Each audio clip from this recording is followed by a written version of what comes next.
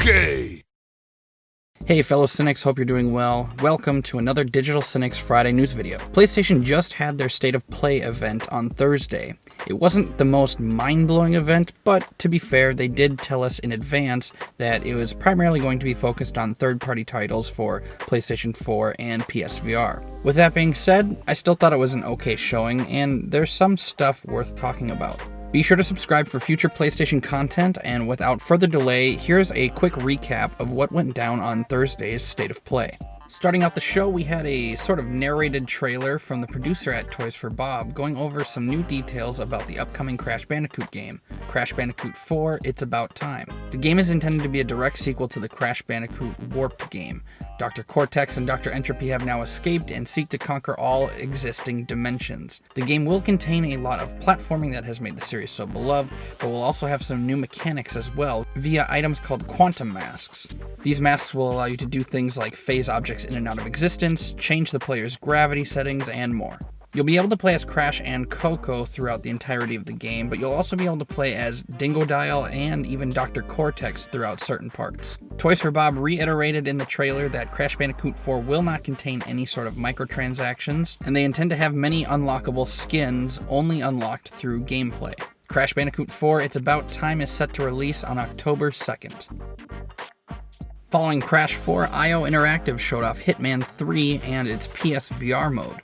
This mode will put you in the first-person perspective of the assassin, and according to IO Interactive, PSVR will be supported for all three of the games' content. Not too much else was shown, mostly just a cinematic trailer. Currently, Hitman 3 is set to release January 2021. Up next, we got to see an announcement trailer for Braid Anniversary Edition.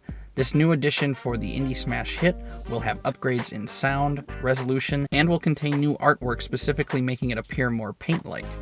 Similar to the graphics toggle in the Halo Master Chief Collection, you'll be able to toggle between the old and new artwork in this game. Probably the most interesting thing about the Braid Anniversary Edition is that it will contain incredibly detailed developer's commentary. The game's creator Jonathan Blow says that it will be a great resource to those who are interested in learning how games are made.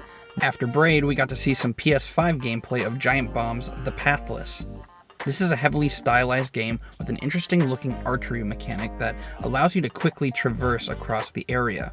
In addition to the archery mechanic, you will also have a pet bird of some sort that you will care for, and it will allow you to fly in what looks like a Breath of the Wild sort of fashion. Artistically, the game looks very interesting, and I'd be very interested to see where the mechanics go with this. No set date has been given, but The Pathless is estimated to come out sometime this year.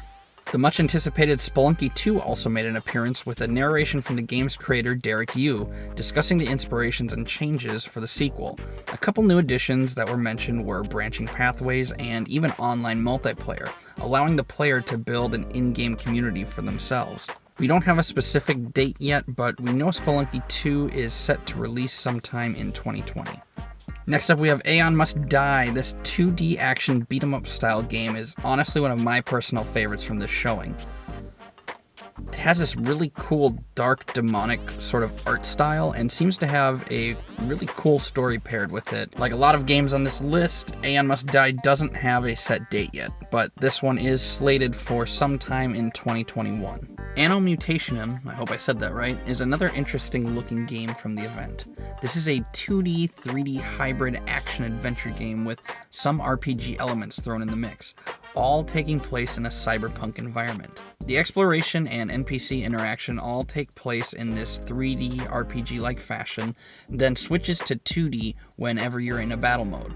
The battle mode mostly seems to be centered around some sort of fast-paced hack-and-slashing style with some platforming as well. From what I've read, the game is supposed to have a pretty twist-heavy story, and it's set to be released in December this year. Okay, so the more I see from Bugsnax, the more confused I get about the game. Before, I had no idea what this game was about, and now, after seeing this trailer, I'm not sure how I feel about the game. I'm kind of excited, but also still reserved on what this game is about. The trailer shows you in a first-person perspective as a journalist of some sort, investigating the island and its creatures, or Bugsnax if you will, that inhabit it. It looks like there's some sort of trapping and feeding mechanics involved, and should be a good time for fans of those who like the sort of monster hunting, collecting, and cataloging. Bugsnax is estimated to release sometime in December of 2020. Shifting over to PSVR again, we have Vader Immortal. The popular Oculus VR game is coming now to PSVR. I'm interested to see how the controls affect the gameplay, because the Oculus Touch controllers are significantly more intuitive, and it'll be interesting to see what design changes might have to be made to adapt to the Move controllers. Although I do think that the lightsaber will feel better with PSVR given the size and shape of the Move controls. Either way, it's exciting to see that this game is coming to PSVR, and it is set to come out pretty soon actually, August 25th. Next up, we got a DLC trailer for Control titled Awe. This is the second expansion and will be available sometime later this month. There was a trailer for the indie game Pedestrian, a unique looking puzzle platformer where you play as a stick figure from a street sign. This game is set to release sometime in 2021. From Sumo Newcastle, we saw a cinematic trailer of their new game Hood, Outlaws and Legends. This is a sort of reimagining of the Robin Hood lore. This takes place in a multiplayer heist format, blending it with strategy and stealth elements. It pits 4-player teams against each other in a PvPvE environment where you both try to go for the same heist, all while trying to fend off the AI guards. This game is set to release on PS5 sometime in 2021. The Pokemon-style game Temtem was also featured. Initially launched in early access on Steam, this game is now coming to PlayStation 5 sometime in 2021. And then to wrap the event up, we got actually a pretty decent-sized gameplay demo for Godfall. It was all being captured on a PS5 dev kit, and it looked pretty good. We learned that the world is split up into different realms based on elements: earth, water, fire, and air. We saw fast-moving combat, learned that the game supports co-op of up to 2 additional players, and will supposedly have no microtransactions. Fingers crossed on that one. Godfall will be a launch title for PS5, and I'm very excited to try it out. Well, that about does it for this video, ladies and gentlemen. Thank you so much for watching the video and checking out the channel. If you're new around here and want to see more videos like this one, consider subscribing to the channel and hitting the little notification bell icon. Also, let me know in the comments down below if there was anything I missed about the event that you thought was interesting. Feel free to hit us up on any of our social media platforms like Twitter, Facebook, and Instagram. But yeah, that's enough rambling out of me. Thank you again so much for watching. My name is Blake, and for all things tech, games, movies, and other nerdy things in between, be sure to subscribe to Digital Cynics. Have a good one, everyone. We'll see you Monday.